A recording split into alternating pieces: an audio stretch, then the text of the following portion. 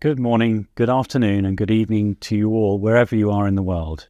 Today, I'm very happy to welcome you to the Rio Retrospective, where we will be following up on some of the great cases that were featured at Rio 2022. My name is Richard Schilling, and I work at St Bartholomew's Hospital in London and Welbeck Heart Health in London, and I'm one of the course directors for Rhythm Interventions Online. I'm delighted to be joined by Devi Nair from St Bernards Vascular Center in Arkansas in the US, and Julian Chun from Markus, Krankenhaus, Frankfurt, Germany. Hello, Richard. Great to be here. Hello, Devi. Hello, Julian. Wonderful. And we'll also be hearing from Roderick Tung from the University of Arizona College of Medicine, Phoenix, US later on. Before we review the cases, let's take a look back at Rio 2022.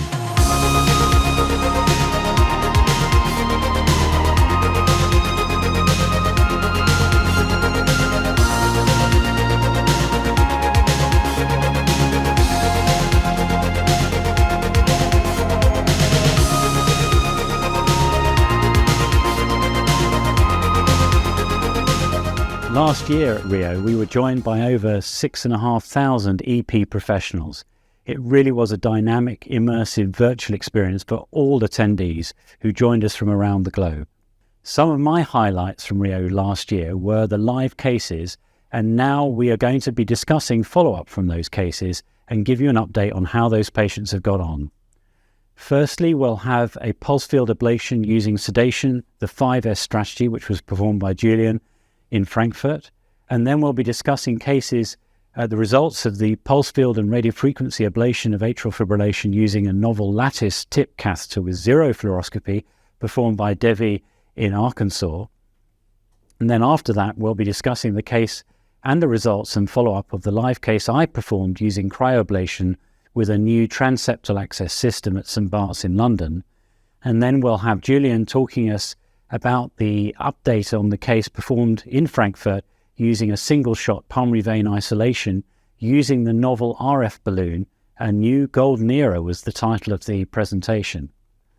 And then in the final part of this session, we'll be hearing from Roderick Tung and how his patient got on in the HD grid mapping in complex VT, new tools for improving mapping reliability and accuracy, case from the University of Arizona in Phoenix, the US.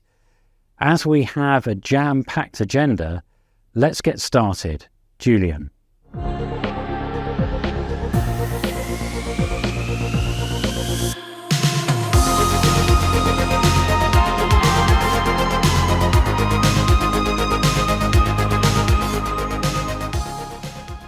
Yeah, Richard, thank you very much for the kind introduction, and it's my great pleasure to present on the outcome of our PFA 5S strategy case, which I performed together with Boris Schmidt. He was actually the first operator on this case.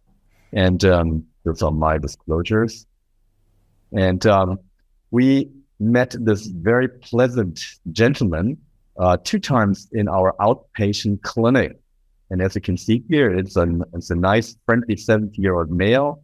He was suffering from paroxysmal AF, CHEST VAS score of 3, ERA score of 3, and we did perform the PVI procedure, again, using the 5S strategy, using the TheraPulse system.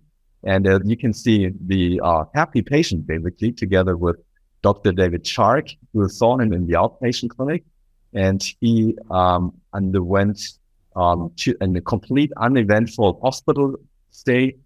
He was discharged after 2 nights in hospital, and we had follow-ups 3 months and at 6 months. And so far, the patient is happy because we could not document any AF or AT recurrence at this point in time. Due to the CHEST VAS score of 3, we decided to continue the apixaban medication with the patient. Yeah, this is basically what happened to this gentleman. Great. So, Julian, what's your feeling about this strategy? Do you think is this a sort of fairly typical outcome from this approach? Do your patients get a similar success, or what's your feeling about this?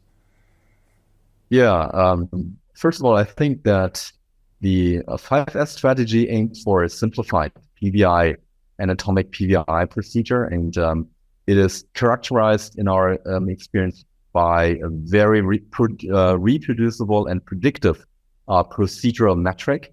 And in our experience, patients with paroxysmal AF, they do fairly good. They have a similar outcome to whatever we observe associated with a very solid quality, high quality PVI procedure. And this experience also was sort of reassured and confirmed in the recently presented Euphoria registry, which was a late breaker at HRS this year.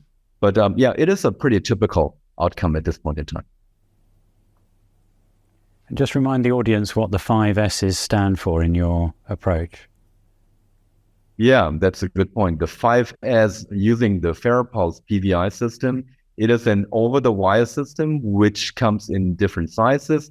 It goes up to 5 pentaslide catheter, 31 and 35 millimeters, and it goes also can also go into a basket configuration. And the 5S stands for safety, simplicity, single shot, and with sedation, use of sedation only.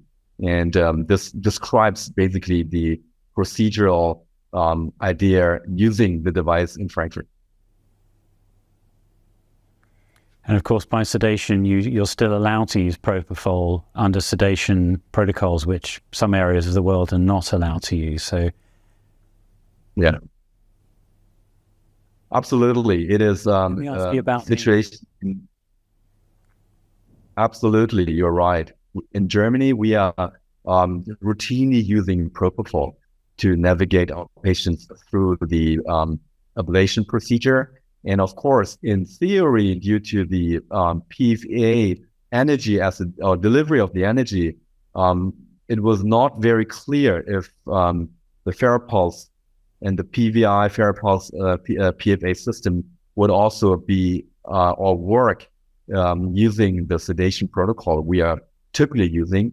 And we could demonstrate that it works and it is a safe way to navigate the patients through the procedure.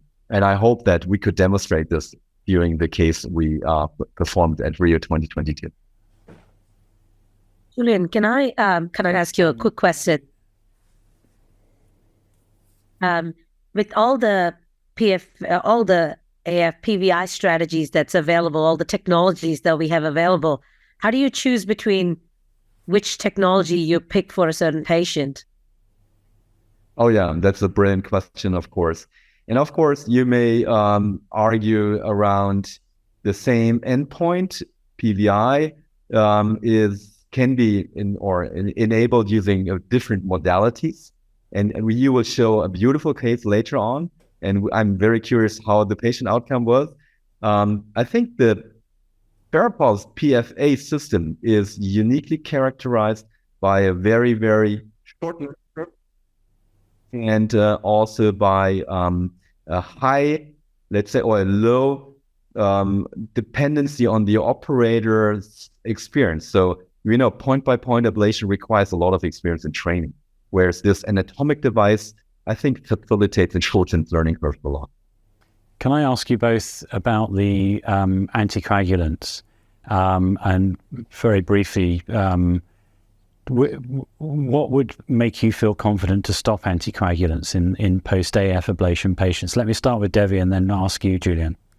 So my strategy for stroke prevention post-ablation is solely based off of the CHA2DS2-VASc score and the stroke risk. So number one, we look at the CHA2DS2-VASc score. Number two, we look at the voltage of the left atrium during the ablation. So if there is a significant amount of LA scar, then I potentially just keep them on their anticoagulation, even if the CHA2DS2 score is low. Really, the only patients that I take off anticoagulation are the low CHA2DS2-VASc, otherwise normal cardiac structure patients. It's a very interesting question, and we have to deal with that question every day with our patients. So I think, Richard, you're also specifically referring to patients with a CHA2DS2-VASc score of maybe 2, and having undergone a successful ablation procedure. And what we do, we guide our recommendation based on the CHA2DS2-VASc score, but the more patients are also wearing smartwatches and having self-control of their ECGs, we get, I would say, a little more permissive in order to also navigate or take the patient on board and say, okay, 6 months, no AFib recurrence, you know how to use a smartwatch. We may dare to stop anticoagulation in the CHA2DS2-VASc of 2 with a male patient, for instance. But whenever there's a recurrence, of course, we have to rediscuss. And I think, we have reactive trial that is starting as well. Rod Passman starting a trial looking at smartwatch guided anticoagulation strategy in these patients that are low risk. So more to come. Yeah. Reactive, very interesting. And I think that both. I think they're both great ideas. I particularly like the idea of the voltage and the slow atrium being a risk factor, which is only something you get in access after an EP study. And I have to say that my feeling is the same, that I would say, look, why wouldn't you take anticoagulants? If it's not causing any problems, the risks are low, why not just play it safe and take them, unless there's a really good reason or really strong evidence that you're going to be safe. Brilliant. Thanks, Julian. Let's go over to Devi, who will take us through the results and follow up for her case.